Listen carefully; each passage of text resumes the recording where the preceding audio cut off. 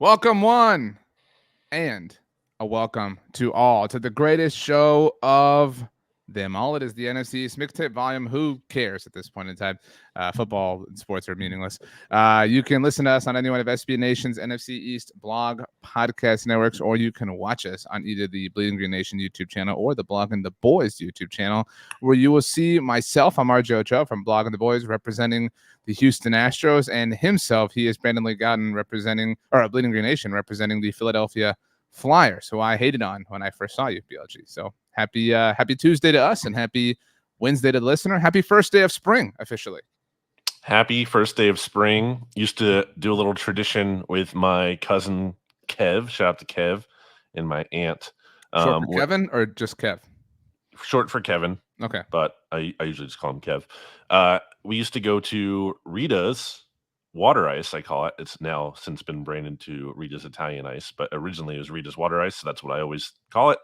And they used to have a thing where you could just go to any location and get like a free small of any kind of ice on the first day of spring. So what we would do is we would hop around like a good little portion of Bucks County there and hit up like, I don't know, 10 different places and try a bunch of different flavors of water ice. And that was always like a nice little playing hooky kind of thing that we would do. And it worked out for me personally, schedule wise, because it's always like after the really first initial wave of free agency, so things kind of like die down a little bit and then they pick back up. So that was always fun, but that's not the tangent you expected me to go on. And this is episode 156, by the way, or volume 156. Shout out to Italian Ice. Shout out to slushies or raspas, whatever you want to call them. That's not the same. Those aren't the same thing. Those They're better. aren't the same thing. They're totally better. Anyway, shout out to Kev and your aunt and everyone. Really just shout out to all humans while we're at it. Wow.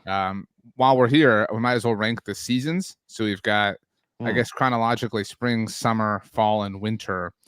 I think summer's last when you're an adult. Fall's first, obviously. Right. Now you and I are biased because our October birthdays. October birthdays, our line of work. You know what I mean? Like, we're fortunate that we do things for a living that we care about. You know what I mean? So it all kind of blends into a fun few months around the fall. I would put spring second, even from a sporting perspective. We're about to kick off the NCAA tournament. So we have a few weeks of that. The Masters, comes right afterwards. Then the NBA playoffs start. That takes us kind of right into the summer, and that's when the dead zone starts. I'd go fall, spring, 1 and 2 personally. I think I'd go winter last. I'm just not the biggest cold fan. I know that I could maybe rectify that by moving somewhere that isn't as cold. Winter's different for you and I. So, but still, it's just not my thing. I'm gonna say, I guess I'll put summer over spring because spring doesn't do a ton for me. It's nice in theory, but I mean, summer you can actually do some more fun things when it gets warm out. Now it doesn't get too hot, and I do not like that. And I'd rather be too cold than too hot because you can always bulk up in layers, and you can always get warmer. At a certain point you really can't get cooler. I mean, obviously if you have air conditioning or whatever, you jump in a pool, sure, but those aren't necessarily as easy as just putting on another layer of clothing and getting warmer. Last tangent, we swear, before we get to the football of it all. We actually had a tangent prepared that you took us off in a different direction of with the Italian Ice thing. You asked me who my NHL team was when I mocked your Flyers hat, and I said the Bruins, and you were really upset about this. This is fake. So I was saying I never really had an NHL team growing up, although... Name a Bruins player. Well, hang on. Let me explain my position. So growing up, I actually liked the Avalanche only because this is really an indication of my level of hockey knowledge. I had NHL 01, I think, for my Nintendo 64. And I would use the Avalanche because the goalie's name was Patrick Roy. I know that's not his name, but wow. my dad's name is Roy. And so I was just like, this is the coolest thing ever that he's got my dad's name. And so I obviously would go on to find out that it's Patrick Waugh. Then I grew up and kind of distanced myself from the Avalanche and that embarrassing moment. And when I went and saw the Cowboys play at New England in 2019, I don't know if you recall the game. It was super rainy. Stephon Gilmore put the clamps on Amari Cooper. It really sucked. But my family and I, we went and saw a Bruins Wild game, and I bought a Bruins cap because I wanted to have the Happy Gilmore hat. because that's what he Wow. wears in the movie. So that's my team, and it was I forget the specific details, but it was legitimately like they came back in this like incredible fashion. It had like never happened before. It hadn't happened in like 500 years or something. So go Bruins, baby. So and we had just gotten Bear, my dog, my first dog, and he was a little puppy at the time, and I bought him a stuffed bear, and that's his favorite toy. So we called that Boston. So shout out to the Bruins and Boston and Bear, and a Bruin is a bear, so it all kind of worked out.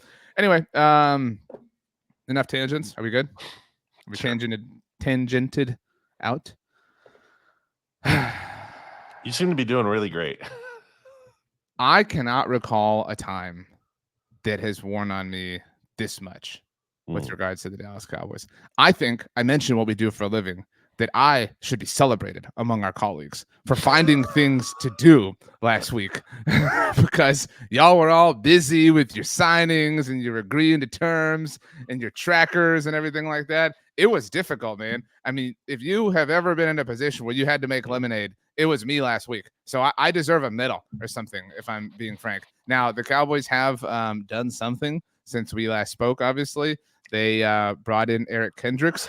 That the only negotiation that the Cowboys have had from an external free agent perspective is literally with somebody who agreed to terms with another team.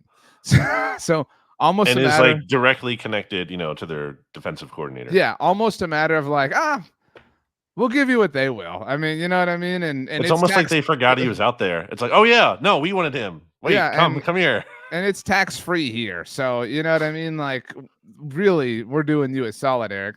Eric Kendricks, though, definitely an interesting player in the, in a vacuum, and the Mike Zimmer thing is certainly interesting, but that was super predictable. In fact, of all the articles and things that we did prior to free agency, we were like, well, this makes a lot of sense that Zimmer would want one of his guys, and he did get him, even after he did agree to terms with the 49ers. I had a good time ripping stats about that. Also, the Cowboys on Friday released Leighton Vander Esch and Michael Gallup. Gallup was supposed to have a visit with the Carolina Panthers early this week, so we'll see how that goes. Leighton Vander Esch on Monday announced his retirement. Now, ESPN, in their story about Kendricks last week, they did note that it was expected that Leighton would announce his retirement. So a lot of people kind of thought this was coming, but it did formally happen. I was browsing the Eagles subreddit, and there were a lot. I was really pleased, honestly. I know that not everyone speaks for a fan base, but it was nothing but like respect and, a lot of like, man, that sucks about the injuries, and hope his life is wonderful. And somebody said, man, I feel like this dude's been in the NFL forever. And he really kind of has been. His coming out party really was, I know you remember it well, that game in Philly in 2018, and everything else is kind of history. Also on Friday night, these losers, man, like they couldn't even give me a Friday night to just chill with my family, because after a week of inactivity, that was when the Tyron Smith news dropped. Tyron, of course, heading to the New York Jets. It's the end of an era. He was the longest tenured player on the team and has been the best left tackle in the NFL for a lot of his career. Obviously, that baton has kind of been passed back and forth between him and Trent Williams and whoever else. Obviously, there's Jason Peters was in that mix for some time, certainly. But it's a huge bummer. and I understand that the draft class is deep at tackle, but imagine not having to use that pick on the position. So the Cowboys have created a number of holes, and even I know I'm just kind of vomiting everything, and you can take whatever you want, wherever you want. But yeah, Tyler Smith has obviously played the position 2 years ago, his rookie year, but okay, cool. He's not going to be playing left guard. So what's your answer at left guard? Oh, by the way, your center left to Washington. Also, another player joined Dan Quinn's Commanders in Noah Igbenogany. So it has not been a good time, to say the least, around here. Also, last thing, Stephen Jones spoke and did so wearing a denim jacket at a PBR event at AT&T Stadium. But not the beer. In the middle of free agency. Yeah, and I heard you get upset about that on Monday Football Monday on the SB Nation NFL show, where you were talking about like Stephen Jones is over here in this jacket promoting bull riding, while Howie Roseman's like, trying to find like the next player that he can. Yeah, Howie Roseman is like, okay, if I take this comp pick and I trade it for those comp picks, and then I can trade it for this, and that team's going to suck based off of this projection, and they were this in DVOA last year. I guarantee you, Stephen Jones hasn't pulled up DVOA in like 12 years. I mean, it's just.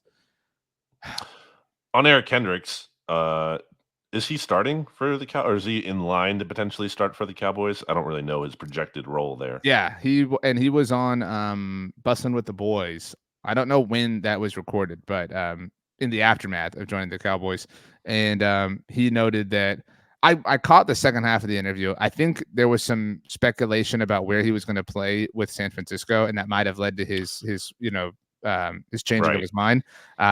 And I even saw Stats' tweet when they first agreed to terms. Stats said, "There's the bridge to Dre Greenlaw." Obviously, he was Right. playing the Super Bowl. So Eric's point, and I think it's fair. Obviously, he was like, I didn't want to move and change positions and whatever.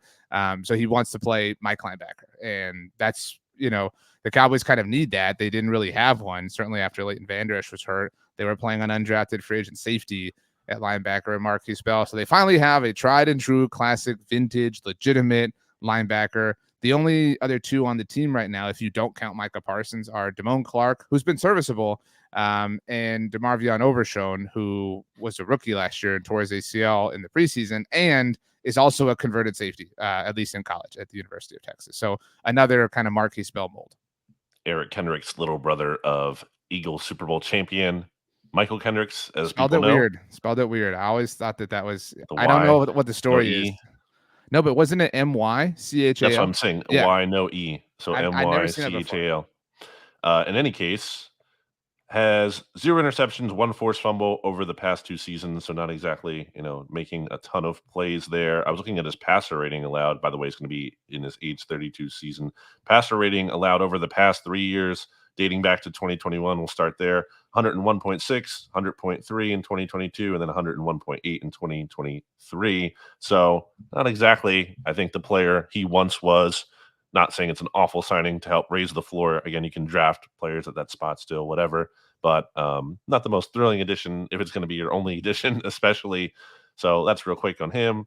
On Tyron, yeah, I mean, to what you said about being able to draft a player still, I mean, wouldn't it be nice to just do both? Like you could bring keep Tyron, and then he's inevitably going to get hurt, and then okay, hey, now you have this page to the future. It doesn't, and I think you've touched on this too. It doesn't seem to line up timeline wise with what they are seemingly trying to do this year, which is whether Jerry Jones phrasing, you like it or not, the all in thing. I mean, they literally are in terms of Mike McCarthy. They're going all in on him in terms of they're not extending him, and they're really not even touching Dak's contract in a major way, other than the tiny little restructure that they did.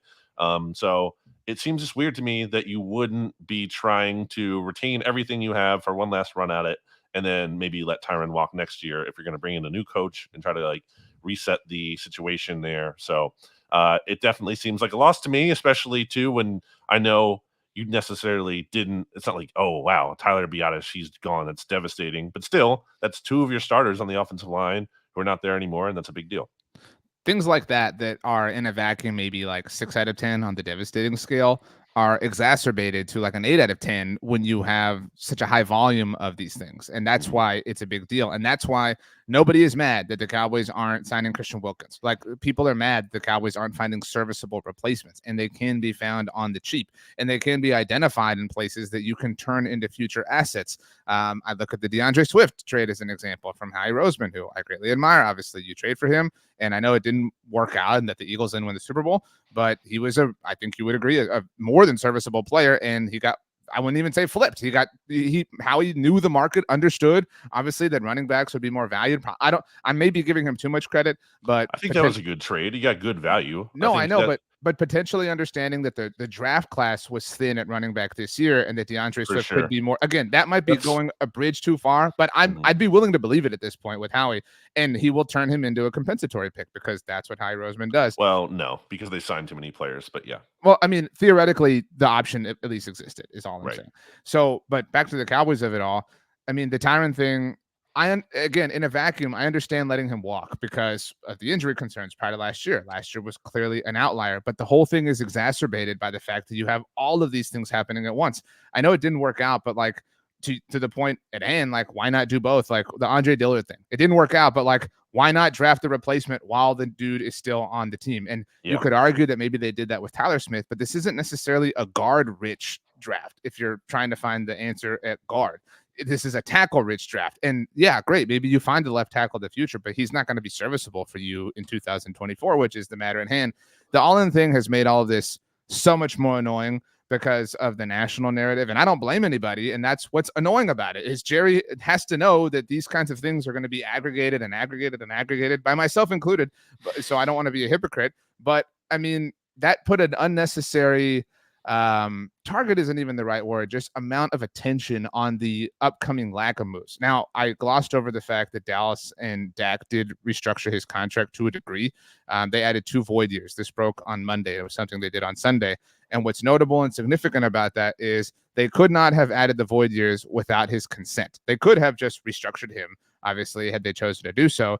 But the fact that Dak was willing to play ball, if you want to call it that, I do think is representative of being some sort of olive branch in the name of helping the team. I definitely don't want to read too much into that, but it makes me more confident that an extension is coming. I remain frustrated that the extension, if it does come, didn't happen much earlier in the offseason, right. But it does seem like we are on track for it to potentially land around August, like a lot of the reports initially suggested. Again, that would be the most inefficient way to do this. Exactly. What's the benefit at that point? Like, what's the point of it? The benefit is that he's on your team. Like, that's the true benefit. But you're not getting the max benefit of it. I agree with that. Now, again, if the purpose or if the goal was never to be active in free agency, then it's no harm, no foul. I disagree with that disposition. That's a dumb goal.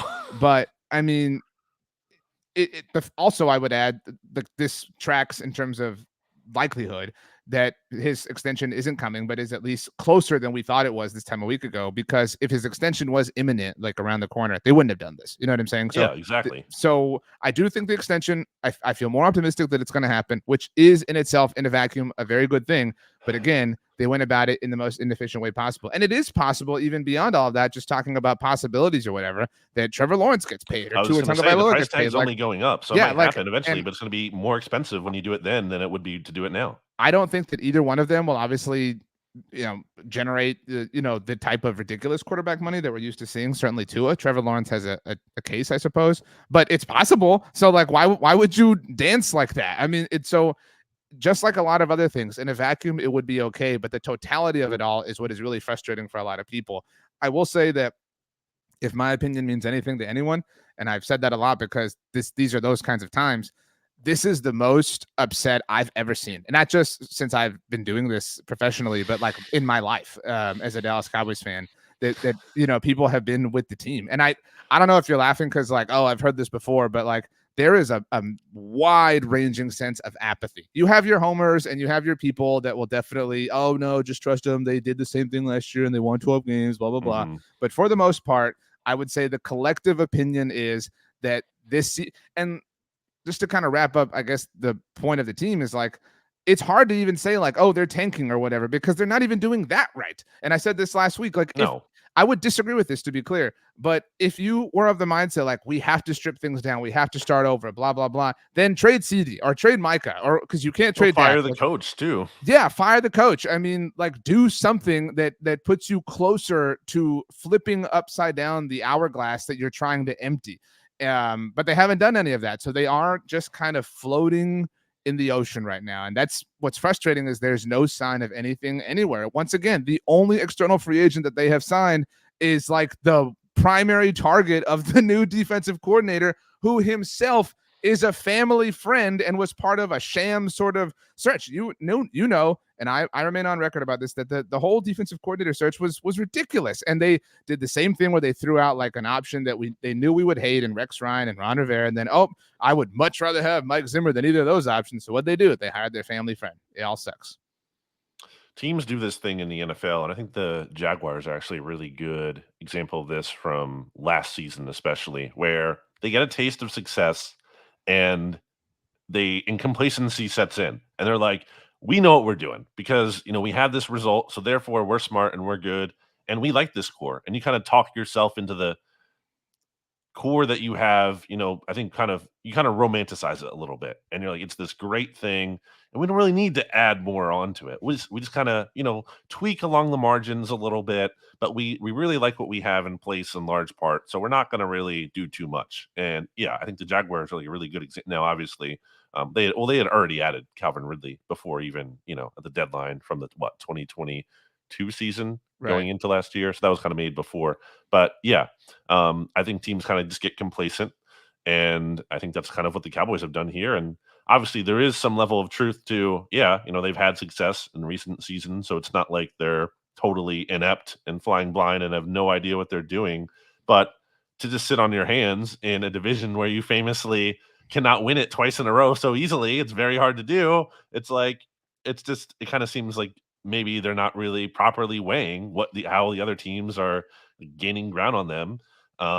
And that could end up in a situation where once again there's not a repeat winner. This is truly the last thing I'll say, and then we can move on to the Eagles.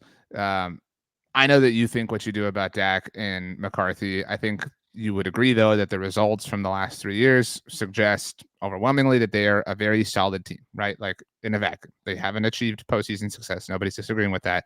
But that being so, like, walk with me here, just for the purposes of the example. Okay, so in this world where we all agree, everything is perfect. The Cowboys are a successful team, despite the fact, by their own admission, they don't participate in free agency, despite the fact that last year's draft was awful. Okay, so there has to be some propelling factor to make them great, right? Like, so you kind of come back to like, well, you weren't active in free agency. Your draft class was horrible. It probably makes sense that you have a great coach and a great quarterback, right? Like that's a logical sort of, Yeah, I get what you're saying here. So like, if that's the case, right, and that's a fair sort of conclusion to land on as a result of everything, why are they both entering the final year of their contract at this moment in time? You know what I mean? Like if they were like, you know what, we don't need free agency because we trust the head coach, we trust the quarterback, and we're comfortable putting all this pressure on them because they've delivered. They've had 12-win seasons 3 years in a row. We're going to give them the extensions that they have deserved. Okay, great. I still disagree with this, but at least you have some semblance of logic because it kind of points in that direction. But you haven't done anything of the sort. In fact, the two people who we kind of all agree in some indirect way are most responsible for the success are the dudes you're hanging out to dry the absolute most. It's the most chaotic way to live. I think that's a fair point. I get what you're saying. At the same time, I mean, those two have very much underperformed in the biggest moments, which they is have the their problem. flaws, but Well, relative in the to biggest moments, though, like it's the worst, kind of the well, worst. imagine if they had the help of their front office, adding to their roster and things like that. And I'm not saying that is the difference, but the fact that they're able to get to where they do, ultimately underperforming, admittedly, without the help of the front office from a free agency standpoint, suggests that they're kind of good at this. So why would you not want to help them out and give them compensation that they have earned? That's why nothing points in any one direction. It's all dumb. It's all broken. It's all chaos. And I am so happy to move on to the Philadelphia Eagles. And I want to let you know that I thought about when the Kenny Pickett trade happened. I thought about going back and listening to our first podcast after Dallas traded for Trey Lance because I wanted to hear what your thoughts were because I genuinely didn't remember because the situations are obviously somewhat similar. But they're definitely not the same. I said somewhat similar. Those are my exact words. But I am so down on the Cowboys that I was like, I don't even care. Like I just do. I like even if I had gone back and found you like this clearly means that Dak sucks and all this stupid stuff, it wouldn't have. I don't think I said that. I know you didn't. But like even if you had, it wouldn't have brought me any joy. I'm that because you knew. I mean, you and I were lockstep and like not really. I'm trying to point out how bad the Cowboys are as we talk about the Eagles. Just let me make the joke, please. So we weren't. My point was real quick, just that we were never really buying in. You and me, especially on Trey Lance, because we would talk to stats. Because stats stance for a long time was like he wasn't totally wrong in the sense of if you get the right quarterback, the 49ers would be like really, really, really good. And they did, but he picked Trey to win MVP 2 years ago. He was wrong about the quarterback, and like in a way where you should have been able to suss that out a little bit better. Anyway, the point isn't to take shots. So, what was the overall compensation? Because it is kind of it was kind of confusing. They moved down from like 98 to 120. I think that's like end of round 3-ish to like mid-ish, early round 4. And the Eagles also gave up the most favorable of 2025 7th round picks. So I think the value of that ultimately came out to like a 5th round pick in terms of like the draft pick trade value chart thing.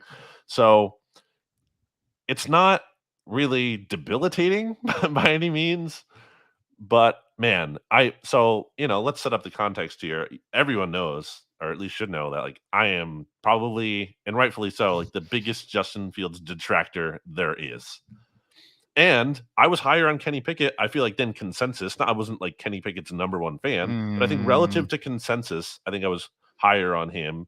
And look, I didn't like especially know him coming at, because I knew the Eagles weren't going to take a quarterback so much probably at that point. Possible they could have, but didn't, certainly. But even so, even establishing those things, it's a little tough for me to look at what the Bears got for Justin Fields, which by the way, I think signals just how bad he is, or at least how clearly the NFL thinks how bad he is, for that part of it to be true. At least maybe they're wrong, but they're clearly of that belief. And you're a sucker if you think the Bears had some great offer that they didn't take for Justin Fields. That's the biggest piece of propaganda I've ever seen, and like I can't believe people are buying into that. It's pathetic. Anyway, it's just like Justin Fields, we at least know he can kind of like run around and make highlight plays. There's value in that, right? Like you could really do like a run heavy kind of attack. If Jalen Hurts has to miss some games, you could conceivably only like have Justin Fields throw the ball something like 20 times in a game, just run the ball, get him out and design runs. So basically be Jalen Hurts is what you're saying. Like a lesser version of him, sure. He can't pass. And the rate of which he takes negative plays, I think, is a big deal and a concern. The Eagles ultimately, I think, went for the safer option. But it's just like, what is there to really hang your hat on with Kenny Pickett? Like, what does he do that intrigues you? And the only thing I can come up with is he takes care of the ball, but he also doesn't produce touchdowns. So I think the taking care of the ball thing is just because he's so risk averse that he's not turning it over, but he's also not providing points really. So I can't say I love the move. And the really disappointing part to me, having seen Tanner McKee last year, the Eagles picked him in the 6th round and showed promise, I thought, in training camp and then in the preseason, is that you're not really giving him a fair chance to win the quarterback 2 job, in my estimation, because if he's quarterback 3, the Eagles practice famously so like less than other teams that there's so few quarterback 3 reps to go around. And then when they do happen, as I said to Jimmy Kempski on BGN Radio, like they're so low quality because you have guys in there who aren't even like, going to make the practice squad. It's just bottom of the roster guys. So you can't even necessarily run those reps right. Or, it's really a shame to me that you would have Tanner McKee show promise and then not even give him a true fair chance. I'm assuming maybe they rotate those guys number 2. I don't know. I don't hate the Kenny Pickett acquisition in that it's total nonsensical because, as I said with Sam Howell on this very podcast recently, his value in terms of the salary cap is worthwhile in theory because you have a backup quarterback on a team-friendly deal where he's only making like, I guess, like $1 million or so over the next couple of years here each year. And that's actually like a lot less than, again, Marcus Mariota got at 6.5 for 1 year. So there is value in having a really cheap backup. But if your backup sucks really bad and isn't showing anything redeeming, well, then what's the value of that? I think all that's fair. Now, I am not a Justin Fields hater. Like, I don't hate him more than most things in life the way you do. I think he's the better player, but I brought this up. You mentioned Monday Football Monday with Mark and JP. I think he's a greater threat to Jalen Hurts. Like, and I don't mean an actual threat, but like a greater threat than Kenny Pickett. And so like a greater perceived threat. Yeah. Well, like the moment things like if things don't turn around, I know we have the entire offseason to go, but if it's tough, like, and Mark was the one who said this. Well, like we've seen Justin Fields do like super exciting things in the NFL, even if you believe them to be limited. Like name the Kenny Pickett highlight off the top of your head. I agree. This is what I just said. Yeah, I agree with that. And so like it would, I think the and I don't know that Jalen Hurts is like a sensitive enough dude to, I mean that. And then I genuinely don't know to let that bother him. But I will say, like, the BLG sort of code of honor is that if you are like a loser in some sense like that, then BLG doesn't like you. And I would say that Kenny Pickett kind of checks that box. Like the whole like didn't want to suit up or whatever last year for the Steelers, like kind of some big loser energy. The whole like reports about him wanting out of Pittsburgh the moment they landed Russell Wilson, some big loser energy. So maybe there is like a humbling process here for Kenny that he kind of needs to go through for his sake in the NFL.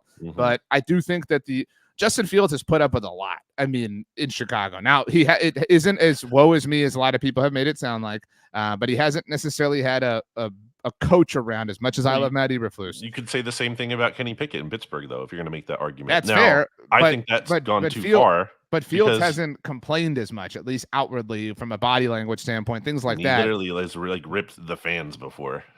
That one time. I mean, and also, if you're talking about ripping fans, then are you really going to welcome back Chauncey Gardner-Johnson? Because that's a whole different thing in and of itself. I mean, yeah. But no one disagreed with him, by the way. They're like, yeah, he's right. I know. So we are annoying. All that being said, while there are some like weird things about this, I am a big fan, and I've said this many times before, of this archetype of QB2, the young dude who has a lot of starts under his belt, that if he has to start a game, it's not like his first time ever doing it. Trey Lance didn't quite check that box for me just because of the weird level of his experience and whatnot, the injury stuff. But that's why when the Cowboys signed Andy Dalton, I loved it. Like, he was the ideal archetype in that sense. I talked about Gardner Minshew when how he traded for him. Yep. Kenny isn't as strong of that archetype as Gardner Minshew was. I think Fields certainly would have been and is for Pittsburgh, although the conversation in Pittsburgh is obviously, is he the starter? Is he going to take over? Russ is only on the 1-year deal, blah, blah, blah. So, like, I don't think you want that mess. The vibes, if anything, got off with the Eagles last year. Like, this needs to be Jalen's team, no mess about it, no weird stuff, no big Dom, blah, blah, blah. So Kenny Pickett, I think, is also somebody who helps cement Jalen's status as like the dude everybody loves. I get what you're saying. I don't think that's totally invalid, but the also, and I know a lot of people disagree with this, but the NFL spoke on who they think is better at the very least. Like, I don't think, they think Kenny, and it's also, there's the matter of the contract, which is again relevant because Kenny Pickett's under team control for 2 more years for really cheap, while Justin Fields is on the last year of this deal. Obviously, no team. I mean, the Steelers are not going to pick up his 5th-year option. That would be insane. Well, and that's the thing. Like, obviously, that's implied. But for anyone who's unaware, the Steelers have to decide in the next 2 months. Yeah, and they're not going to do it. Like, and the Eagles, $25 million. So, but that's why I was upset with the Trey Lance trade. And I wrote about this. I did a video about this because the Cowboys traded for him in not even last year in the preseason. You know what I'm saying? So, like, they just got not even a full offseason and training camp and preseason's worth of Trey Lance. They got nothing because of when they acquired him. And so now they have to decide, and they're obviously not going to do it. So at least this way, to your point, if Kenny Pickett does beat out Tanner McKee, that sucks for Tanner or whatever, but at least you get to see him in the preseason, whatever. And if something does happen, you have a whole year to decide if you want to pick up the 5th-year option, which again is an extreme unlikelihood, but you have more time. Yeah, there's definitely, and there's value in that. So, that's part of why I think the compensation was probably more than anyone would have expected. I will say, going back to the point about Kenny Pickett being like a victim, quote unquote, or Justin Fields being a victim, that is really the ultimate, like, more than one thing can be true scenario where, yes, the player was not surrounded by the best supporting cast, but it's hard to then look at what Mason Rudolph did and how he was way better with the same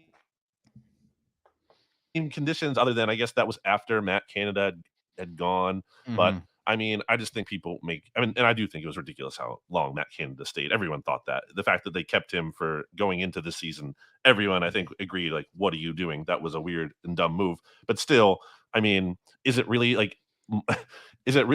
asking the world of Kenny Pickett to have more than 13 passing touchdowns in the whatever many games he's played? Like, that's just so few.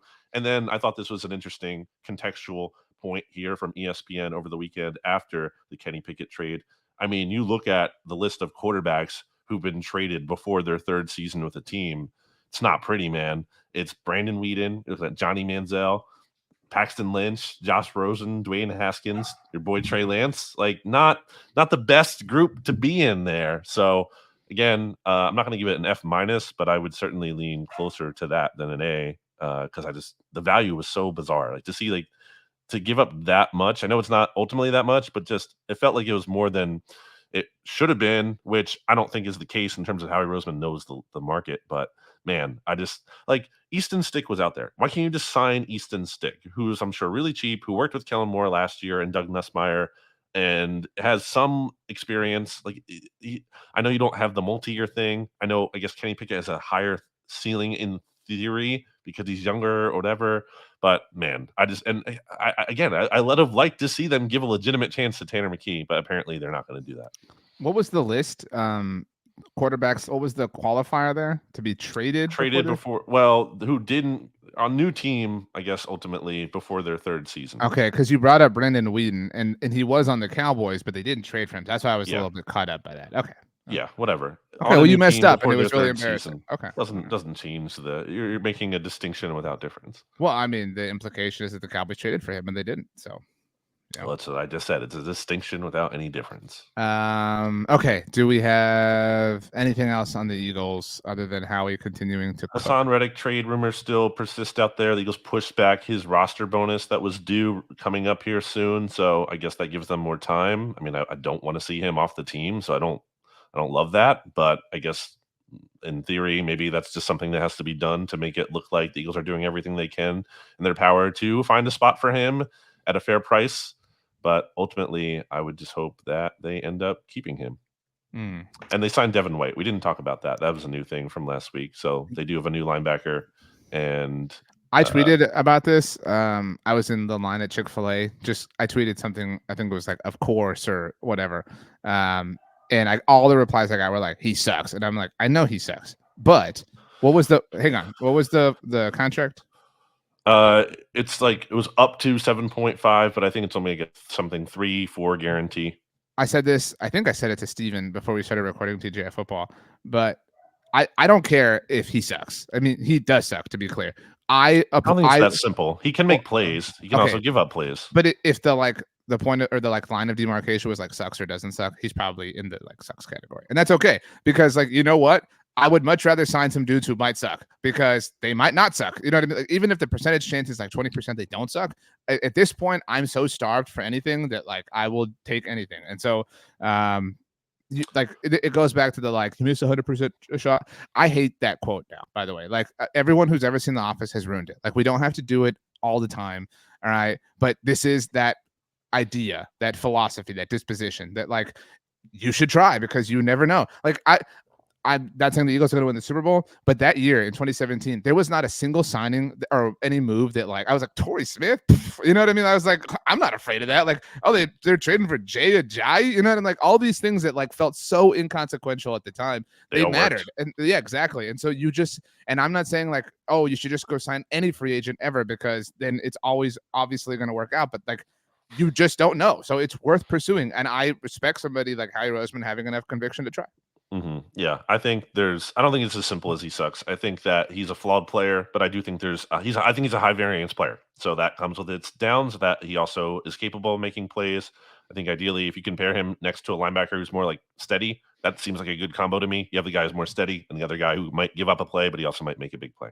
I have one last Eagles thing. It's kind of a Commanders thing, but I guess it makes more sense to bring it up here. I saw John Keim tweeting during Austin Eckler's, I guess it was a press conference, like his introductory one. And so Austin Eckler, this is his exact tweet from Monday. Austin Eckler said part of his issues last season stemmed from ankle injuries, which makes sense, as well as a different offensive philosophy. Kellen Moore, obviously the offensive coordinator of the Chargers last year. This is the tweet continued. Said Chargers wanted more downfield throws plus downhill runs, and that didn't fit his play style. So, I mean, on the we joked about like Jalen Hurts throwing the ball, whatever. Like, I mean, I'm not saying that that's like a 100% indication at what the Eagles' offensive philosophy is going to be this season, but it's interesting nonetheless. I think, yeah, my biggest thing or biggest question when it comes to like, we'll see how Saquon gets involved or not in the passing game. It's more about Jalen to me. I just think it makes sense why he wouldn't be the biggest check down kind of guy because he can run. Why is he going to check down to the running back when he feels like he can just pick up those yards himself? I'm not endorsing that. I think he should check it down a little bit more, get the running backs more involved. There should be more concerted effort to do that. But I wonder how much of that is just not the player he is. Last thing, and I'm pulling up the exact report so I don't mess up any details. I meant to send this to you early Tuesday morning and I didn't, so I apologize. Let's see here. So this is the headline from PFT. Maurice Hurst says the Browns are the Eagles' opponent in Brazil week 1. So he was on, I don't know, do you know this? I saw this. I also saw him tweet out after the fact that he has no inside knowledge and was just reacting to Peter King saying that the Eagles and Browns would be a good week 1 matchup. So unless he's just trying to save face after the fact, right? I guess it's possible that he just saw that and ran with it. Yeah, I mean, I bring this up only because we don't know what Deshaun Watson's situation is going to be from a health standpoint. Obviously, the NFC East plays the AFC North, obviously, as a division in 2024. So it's possible the Eagles get the Browns at a more vulnerable state if you define them to be that way without Deshaun. Obviously, there are mixed opinions there, but we'll see. So just wanted to. Yeah, I think it's up. possible. He's right. It's just I don't think he knows. Actually, I think it's undecided. Are you going to go to Brazil? I don't know yet. I have to figure. I mean, got to figure that out with the company and whatnot too, in terms of what are you doing the company March Madness thing? I don't even know it, so no. Wow, we kind of got all these messages about it, so maybe you should check your stuff. All right, why don't we go to break and you check your stuff? Here we go. Welcome back. Did you check your stuff? I mean, what does that even mean? Like email? I think it was on Slack. Oh, I don't know. I'm kind of over brackets, honestly. Personally, I'm not saying people shouldn't do them. But just like I don't really care. Wow, I'm looking at this now, and actually, I don't see you being tagged, so that's my bad. But I see a lot of people we work with who are tagged, myself included, including Ed Valentine. Wow. Okay. Maybe they nice were way like for me to find out I got excluded from this. Yeah, well, I don't care though. I don't want to do it. Wow, it's a tough scene. I didn't mean to out you, Vox. I love you. Anyway, the New York Giants start spreading the news. I really don't have anything. Do you have any news on the Giants that you would like to share with the class? I mean, there's still rumors out there that they're going to be trading up. So, JJ McCarthy is visiting them. Would be weird to have multiple McCarthys, I guess, in the NFC East, which also it would be kind of cool because like Big Blue, you know what I mean? Like he would get to kind of keep that thing. You know what I'm saying? No. What do you mean? Michigan. He's in Michigan. Oh, you know what I mean? So true. Didn't think about that. That's kind of the big question there is, are they going to trade up for a quarterback? Who are they going to get? I mean, we can very much see the Giants drafting JJ McCarthy, right? Like that's very believable. This is more of an NFL draft question, but I think a lot of our listeners care about this. So we agree that quarterbacks are going 1-2, Caleb Williams and whoever else. But like, I know you're not of the opinion that it's Drake May, but whoever. Washington's taking their. That's not what I'm gonna say. But right, yeah. Washington's taking their quarterback. New England is a bit of a question. I think I don't think Washington drafts Drake May. I think they either I literally just said that. Well, I think they either trade, but let me explain how I get there. I think they're either going to trade up to one somehow and get Caleb Williams, or they're going to take Jaden Daniels. Okay, so either way, Caleb Williams is gone at 1. Mm-hmm. And do you think New England goes quarterback? I do, for the record. At number 3, at that point, I think they're in the spot to trade down. I think they're going to trade down because I know they signed Jacoby, so they kind of feels like they, are they just going to ride with him really and not add? But so I don't know. Somebody is going to win the Minnesota treasure chest, right? That they're accumulating here. I think it's them. So it's either them or Arizona. So, either way, quarterbacks are going 1, 2, 3, right? We think, whether it's New England taking them or whatever. And if there's a possibility, if New England takes Jaden Daniels or Drake May, who doesn't go at 2, that Minnesota jumps up to 4 for JJ McCarthy. And then maybe the offer is so Godfather-like that Arizona feels like we have to move out, we have to take it, whatever. McCarthy goes 4, and then Marvin Harrison Jr. goes 5. So that I brought this up because that's the like DEFCON 1 situation for the Giants, is that all 4 quarterbacks are gone and Marvin Harrison Jr. is gone. So you have no real like obvious we have to do this thing. Then I think it's a matter of trading out, but like who's coming up for what at that point?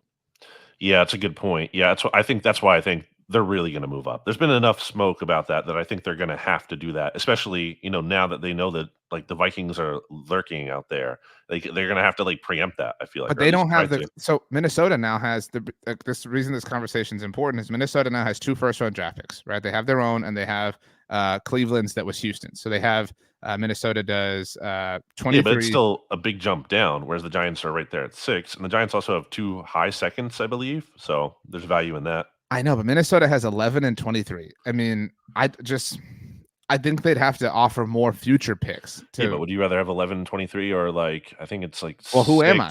Because that 33 and 37, or I forget what it is, but it's like, again, 2 high seconds and 6. But that's why I think New England is so important here, because if New England takes a quarterback, then Arizona's the team you have to convince, right, to trade out with you. And if I'm Arizona, I think I'd rather have 11 and 23 because I have Kyler.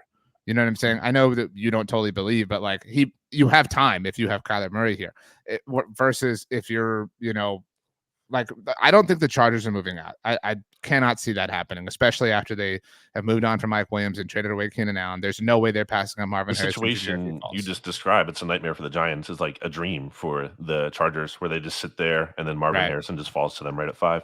Well, I don't know if you heard me on Monday Football Monday a few weeks ago, but you used the word propaganda earlier. The JJ McCarthy stuff, that is the Jim Harbaugh propaganda, because he's trying to get quarterbacks to go 1 through 4 so that he can wind up with Marvin Harrison Jr. And that's brilliant on his part. But my point is, if New England trades out, I think that the Giants have a shot of winning over Minnesota, because New England then still gets to stay somewhat high. But because they have a more long-term future. I think Arizona's path to competing in their mindset is, the timeline is shorter than New England's. That's why if New England takes a quarterback and you're down to the last one, I think it's much more likely that Minnesota's offer is more appealing to Arizona than New York's. There's an article on this, by the way, on Big Blue View, so people can go check that out. There's a nice breakdown. But I just think there's a big difference between 6 and 11, potentially, especially depending on how you're projecting the receivers to go out. I just think that could be like you're drafting from a different bucket at that point. And I think teams would really value that 6 pick more than they would the 11 and the 23. I mean, obviously. But it depends on the team. Anything else on the Giants? I think they should do that, by the way. I think the Giants should trade up. They have to get a quarterback. I think they have to. Daniel Jones is not cutting it. I mean, and look, if you're Dable and Shane, what are you going to do if you don't draft a quarterback? Like, what's the alternative? You're just going to really run it back with Daniel Jones, going to be in a spot where that's not good enough. You might get hurt. They added Drew Lock. Okay, great. That's not really doing anything. Well, there was also the report. Well, not a report. No. But who was it? John Snyder said. John Snyder was the one. Go ahead. I feel like that was like almost sabotage. Yeah. In a way, or like it wasn't even necessarily true. Explain what it was to people who don't know. So John Snyder basically was doing an interview, I think, with Seattle Radio or whatever, and was asked, or I forget exactly what he was asked, but they were talking about Drew Lock, and part of the reasoning of like the Seahawks not re-signing him, or why he wouldn't have as much interest in going back to Seattle, was purportedly that the Giants were giving Drew Lock some kind of opportunity to actually compete for the starting job with Daniel Jones, which then became very inflammatory and then shot down by Giants/New York reporters. So, I mean, there's probably more than zero truth to that, right? Drew Lock is going there with some kind of probably inclination that he can. I mean, maybe it's not. I don't know. It's going to be a matter of they're splitting first team reps, but the point being, I think it's fair to say, injury included, that Daniel Jones is less entrenched as a starter than Geno. And again, factoring in the fact that Daniel Jones gets hurt a lot too. So you're like, that's part of the equation there, is you're expecting this guy to potentially be unavailable. I agree that it was somewhat of a self-sabotage, or not self-sabotage, but somewhat of a, at least indirect sabotage. Because now the Giants are probably like, dude, what the hell? Why did you let this get out? But even though Drew didn't do it. So Drew's probably a little bit upset. So the two like whistleblowers, I guess, relative to the NFC East right now are John Schneider and James Franklin. Because he was the person who I was checking right now, where I didn't know where James Franklin was from, but he's a PA guy through and through. So I was wondering if he was like from New York or something, you know what I mean? And grew up a Giants fan. I don't know. You know what I mean? To where like he would have somewhat of an incentive to sabotage, but obviously that's not the case. So yeah, I don't think the Eagles are going to get pinned for that. I think it's going to be too hard to prove, especially because I don't know, Howie has a track record too of like, I feel like getting that kind of stuff right, the little things like that. I feel like if the Eagles were awarded compensation in the Jonathan Gannon tampering, then it's fine to take something from them here, especially with the quote. But I'm so down on the Cowboys that I really don't care. There was proof of the other thing. I really do not care. That's how down I am on this team. Are we ready to move on to the Commanders, who added a lot of players to their team in free agency? You said you really like what the Commanders are doing. I want to be clear. I think the Commanders are overpaying, and I think the Texans overpaid to a degree, and I think the Bears are kind of overpaying a little bit, like at least relative to like Keenan Allen's salary cap number for this year.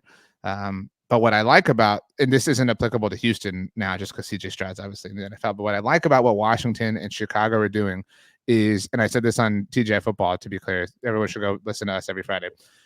So many NFL teams put themselves in position to draft a quarterback high with like a top pick or whatever, and sort of build in an emergency shoot or whatever, because they're like, well, if this dude sucks, we can like bail out. Why are you planning on this dude sucking? Like, I'm not saying that you shouldn't have an alternative plan in an emergency case situation, but like the majority of your attention and energy should be spent in the idea that he's going to be awesome, because you're doing all this work with that idea in mind. And so the Commanders and the Bears, for that matter, are both building their teams utilizing the rookie quarterback contract window. That is smart. And so it gives you a whole extra year, as opposed to what the Texans have right now, right? Like the Texans have one fewer years to work with than these two teams because CJ Stroud's been in the NFL for a year. And that's not like a bad thing, but I respect that they're already we use the term all in. They're already doing that. Like, that is such a cool thing to see. It's a refreshing thing to see. So when you're in that position, people talk about overpaying and he wasn't worth this and the guaranteed money, whatever. The context matters. And so the context for Washington is like, if you want to bring in dudes because you think you can get there very quickly because you have a window to work with them, by all means. And I still think it's kind of weird that Dan Quinn is surrounding himself with like all these dudes that played for him with the Cowboys and all these staffers that coaches him for the Cowboys. At the end of the day, I respect that the Commanders and your boy Josh Harris are giving him full autonomy over how to run this team. It's cool to see a head coach get the like total say. I'm not saying he's like the end all be all in Washington, but I'm a fan. I'm not saying that like, oh, here they come, they're a playoff contender, but we've seen them contend for the playoffs in the past, like amid all the chaos. So now that everything's good and the energy's positive, I certainly could envision them being a playoff team much sooner rather than later. I think they've inarguably raised their floor. I think what their goal was been in here in free agency isn't necessarily to find the finishing touches kind of acquisitions, which makes sense. That's not where they are. But like, they didn't make the AJ Brown trade, right? Like, they've done stuff that's kind of just been more about like filling out the roster and like creating a base, a core of players here. It kind of reminds me, I guess, a little bit like what the Eagles did in 2016, where they signed like Rodney McLeod. And, that was the beginning of the Doug Peterson era. They're looking for like new members of the core to add on after the cupboard had been emptied by Chip Kelly. So I think that's kind of where they are in their team building standpoint. I don't think they've done anything egregious or super objectionable, but they still have a lot of work to go. I think they've, again, added players to their core, or at least could be part of this potential core here. The more interesting thing is obviously what they do in the draft. And to bring up the Josh Harris of it all, I just was thinking about this when I think there's been enough out there that like the trade up to 1, I don't think that's impossible. I think they might do it. And the Bears only have to go back 1 pick. And we've seen this happen. Not exactly apples to apples, but Josh Harris traded up for, or at least the Josh Harris team traded up for Markelle Fultz when the Sixers had the 3rd pick. That happened. It's true. But I think there's something, by the way, this is a pet peeve I've been thinking about for like the past week or so. What's the point of saying there's something to be said? There's something to be said for that. Well, just say it then. Say the thing that is to be said for that thing. And if you're not saying that thing, then that means there's nothing to be said for it. So actually, if you're saying there's something to be said for that, then you should just say the thing. There's some redundancy to it. That's fair. Or like it means there's nothing to be said for it. Because if there's actually was something to be said for it, you would just say that thing instead of saying there's something to be said for that. In any case, there's something to be said for Josh Harris being in charge of a team that was willing to be aggressive. I think can go up to the number 1 overall pick. And obviously you have the Cliff Kingsbury connection. And I think it's also about kind of putting a stamp on the team and being in the spotlight with this new era of ownership and head coach and everything going and GM going on there. I think there is something to that. And they have the ammo to do it too. Between the trades they've made, selling off Chase Young and Montez Sweat last year, like they have some of the ammo to go up there a little bit. Even if none of this works, like even if these players stink, whatever, like this has to be such a like we talked about seasons like the first swim in the pool in the summer. You know what I'm saying? Like it has to just feel incredible just after the turmoil you've been in. And that's where like it's fun. Like it's got to be fun to overpay. It feels like people are always shocked to learn I didn't play football in high school. Did you? I didn't. So I mean. No, my football career was not meant to be. I signed up for like football in middle school, and I never got the call from. Wow! They didn't call me back. They didn't. So like it was during the summer too. It wasn't during the school year. So it was like okay, all these kids are going to practice and stuff. I didn't even know the thing started, so it just wasn't meant to be. Wow. Even though they knew that you would grow up to be 6'5", they still didn't want you as a part of the group. Interesting. They wanted me to play for the team. They made me sign up, but then they didn't get the information to me. So Well, it just wasn't. wow, look at us. We're just a bunch of bros who didn't play football. Talk about football. We're so stupid. But anyway, so like people who did, or people who wrestled. I didn't wrestle in high school either. But like, you ever know somebody that like had to make weight for something, and so they seemed awful. Well, it could be awful. Don't get me wrong, but like. Yeah, people when you spitting in a bottle and running around in trash bags in the pool sauna room. No. I'm talking the opposite end of the spectrum. Like they had to weight. Yeah, they had to like make weight that they weren't at. So like again, that can also be an awful thing. But what I'm saying is like the Commanders are kind of in that position. Like they sort of need to like add weight. You know what I'm saying? So like they're just like spending left and right. And it's got to be fun. It's got to be cool.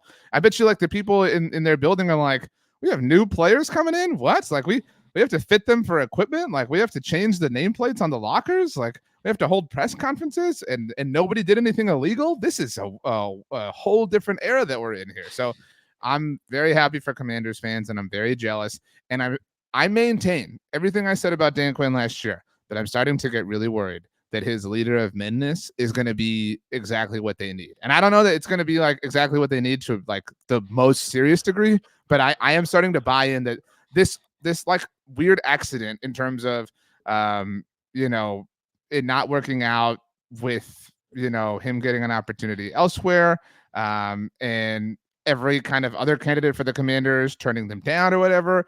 It might work out that these two just kind of found each other. They truly are Rihanna's finding of love in a hopeless place, so to speak.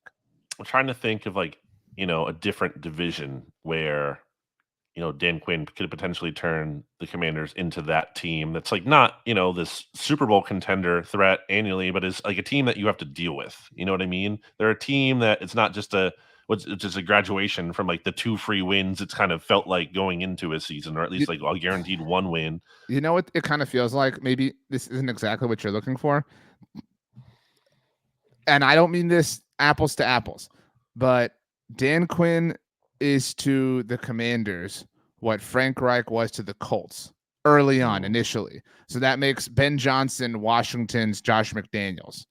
With the like weird kind of, again, what Josh McDaniels did was horrible and awful and shouldn't be tolerated. But yeah, way worse. Yeah, what Ben Johnson did though wasn't cool. You know what I'm saying? Like it wasn't as bad, but it was kind of like, I know you're on the private jet to come see me and everything.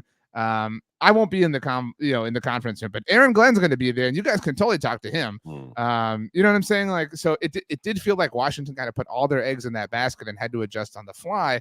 The same way that Indianapolis, again, in a much more intense and aggressive sense, but it worked out for Indianapolis early on. Then they became frauds and losers and narcissistic, and I was the only person who appropriately and rightfully called them out for those actions. Now Dan Quinn's kind of in that boat, so they're about to get the honeymoon bump of all this stuff. Yeah, I'm trying to find that division comparison, but I guess I can't really do it. I mean, maybe like a team that went from a joke of 2 wins to something like maybe Doug Peterson in Jacksonville. I don't know. Andy Reid with the Chiefs early on, before the Mahomes of it all. I'm just saying, I think the Commanders have this path to being. I still think the Eagles and Cowboys, until otherwise proven, are at the top in the division in some order. Sean McVay with the Rams, maybe, and I think the Commanders could kind of rise up and be at least this team that's kind of a nuisance. And they they have been for the Eagles, especially a little bit, but I mean, even more of a credit, like they haven't really been that so much for the Cowboys, and also in a more consistent way year in, year out, as opposed to the volatility and the ceiling that they could maybe steal the division, as opposed to they're not actually a factor for that, because they haven't been that in quite a while, other than, the COVID year. What would you say is the last authentically good season that Washington has had? Because 2012, sorry, RG3. I still don't think that. I mean, why was that not authentically good? That was extremely promising for them. Do you remember resurrected their season from down 3-6? They were RG3 they were 3-6, and he was electric. He was awesome. He was okay. Fine, I'll give you that. But even that, we could kind of say they were 3-6. You know what I mean? It took a bit of a collapse around them to win the division. You know what I'm saying? Like, I'm not saying that they weren't great and RG3 wasn't great. He appropriately, was hailed and all sorts of things. That was scary. I was scared that he was going to be a problem for a while. I was legitimately scared, but then I immediately became way more scared in week 1 of Chip Kelly's 5-second offense. So that was a crazy game in NFL history. Do you remember? Like Do you it's remember? almost like a nothing game because it doesn't really matter, but it was a wild time. Do you remember the shirt that RG3 was wearing The in their shield, pregame warmup? Their pregame warmups for that game. So they the played. Was logo, it Monday? I think it was Monday Night Football, Week 1 of 2013. it was. But he was so like again the RG3 stuff was like Tebow esque. That was the first game I ever covered for BGN. Like For regular anyone who season doesn't game. remember, RG3 was wearing a T-shirt that said "Operation Patience," despite the fact that he was rushing back from the injury. But anyway, so they won the division in 2012. Do you know the last time they won the division before that? Wait, no, I don't know. It was 1999, and the Wow. last time they won it before that was 1991 when they won the Super Bowl. I mean, so you're talking about when they won the Super Bowl in 1991. Since then, so not counting them, they won the division, just the division, in 1999, in 2012, which admittedly took a little bit of a collapse with everything around them. 2015, when there was a huge collapse around them, and Tony Romo was hurt, at least from a Cowboys slant. And 2020, when Dak Prescott was hurt, and Doug Peterson decided he hated the Eagles. So, wow. Okay, we ready to get some songs and get out of here? Yeah. Rachel, ever the early bird, who gets the worm, she submitted her song last night, and she said, "My song for this week is Write a Book by Maddie and Tay." I don't know if I know that. I don't either. So I definitely don't know it. So that's why I'm excited to listen. I have to listen to that one. What's your song? I'm going to go with, before I say mine, I would like you to send it in the chat now so I don't forget it and have to ask you later before I add it. So thank you very much. Yours? Your own song? No, yours. I'm going to go with True Colors by Phil Collins because it does seem like a lot of people are starting to see those for the Cowboys. It's a really pretty song. We think of Phil Collins a lot for the like bombastic, like poof, poof songs. Like yeah, exactly. Or, Strangers Like Me is great from Tarzan. He has some great songs. Oh, dude, he's the man. Have you ever seen? There's a YouTube video of him doing Strangers Like Me in legitimately like 14 different languages from when they recorded it for the Tarzan movie, so that it could be distributed for all the languages. It's pretty sick how he does that. So, but True Colors not on the Tarzan soundtrack, but it is now a part of the NFC East Mixtape playlist. A lot of good Phil Collins songs include "I Don't Care Anymore." I also like that one. That also sounds appropriate for you and thematic. You also could have picked that one. Sue Studio is also great, and not Phil Collins specifically, but "Invisible Touch" by Genesis is also. I was going to say, if you include Genesis in here, you got "Land of Confusion" too. Some really great Phil Collins songs. I'm going to go with a song that includes the lyrics. And I don't want the world to see me because I don't think that they would understand when everything's meant to be broken.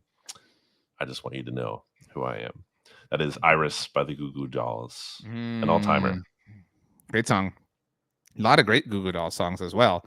This was Rachel's song is subject to approval by us in terms of whether it's good or not. But assuming it is, and Rachel's are always great, it's pretty banging a week around here on the NFC East Mixtape playlist. I would say so. I just saw that Brian Burns is going to wear number 0 for the New York Giants. That is the same number that Bryce Huff will be wearing for the Eagles. So we got some NFC East pass rushers. The Cowboys have yet to have a number 0. Really? Yeah. Losers. But use it. It's there. Hang on. I think that DeMarvion Overshown is going to wear it. He didn't get a chance to like switch to it because he got hurt. But he wore it in college, and that was his thing. His Twitter handle is Agent Zero. So I mean, I get it. His last name has 2 O's in it too. It's fun. Right. So does mine. Hey, gotta bring back the 00. Gotta do it. All right. As we leave, Brandon, I would like you to tell me the best food throughout spring. This isn't a summer food. It's not a winter food, not a fall food, but a great spring food that is not Italian ice. It has to be food. Well, I wouldn't have picked that anyway. A great food like unique to the spring. I don't really think of like a spring. There's one food. Answer here, and you're gonna maybe you're not. What are you gonna say? Crawfish. I don't even know how that's a thing. I was gonna say pierogi, but have you never had crawfish? They're good any time of year. No. Dude. Man, this is why. But I am going to the beach soon, so. Cape May, New Jersey. Shout out. Hey, you want to know something great? Yeah. So remind me how many external free agents the Cowboys have signed? 1. Okay. Well, did you see that there's going to be the Mike Tyson Jake Paul fight at AT&T Stadium? I like know that's going to be a fight. I guess I didn't know it was going to be there specifically. Yeah, so we've got that that has been announced. Also, the PBR thing that Who do you think's Stephen going to Jones win? is in. Dude. Anyway, Tell me. I think Mike Tyson's going to win. But just announced 5 minutes ago, the ACM Awards are going to be held in Frisco at the Star. The American Country Music Awards? Yes, the Cowboys have now announced 2 events that will be held at their facilities, which is, oh, wow. This is why you need to be listening to or watching the YouTube version. Wow. Either the Bleeding Green Nation YouTube channel or we're not even going to say what that was. That's a visual exclusive. The audio listeners will have to check out the video to see what that was. They've now announced twice as many events at their buildings than they have external free agents that they've signed. Exciting. All right. Say TGIF.